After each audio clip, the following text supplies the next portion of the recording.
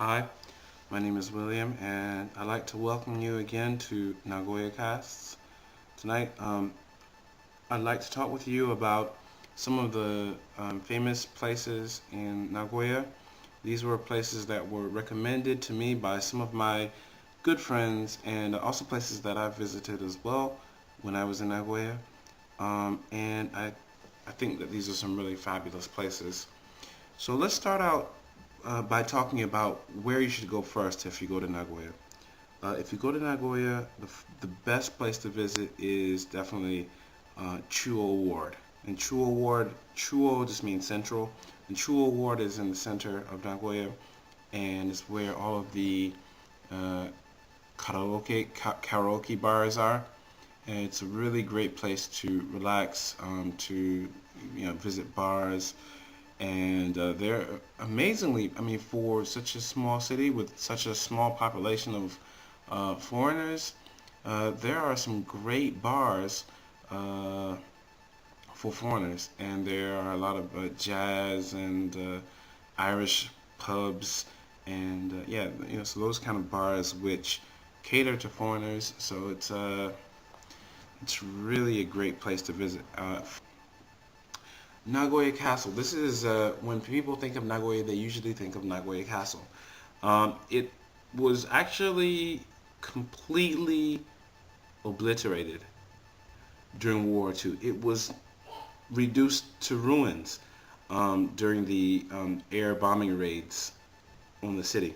However, it was rebuilt and it was restored to its original glory. So if you go inside Nagoya Castle, it feels like, I guess, what the original castle would have probably felt like. I mean, it's really nice on the inside, and it feels traditional, and you have these narrow corridors, and inside Nagoya Castle there is a golden fish inside, and I'm not really sure about the history of the golden fish, but somehow the golden fish has come to symbolize Nagoya, and it's used in a variety of places, just as the symbol of the city, the golden fish. So there's some golden fish inside Nagoya Castle that's worth checking out. Also around Nagoya Castle, there are a lot of deer and other animals. Like, don't feed them, but you can like go and like pet them, or it's really nice. And there's also a lot of bamboo shoots around the castle, so it really has sort of a traditional feel. I mean, even though like you're in a major city with 4 million people, when you're around Nagoya Castle, you really feel like it's like you're in a different time. Another place I recommend visiting for around New Year or so is Asta Jingu.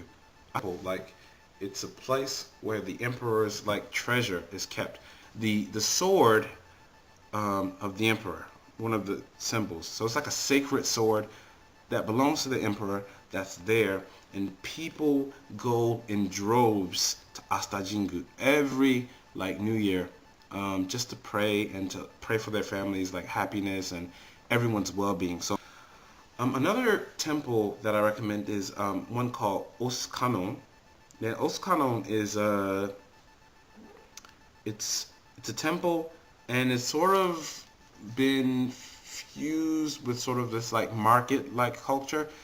So you can also find a lot of hip hop stores around the temple. Why are there hip hop stores around the temple? I don't know. And why did I see so many people wearing hip hop clothes around the temple? I have no idea.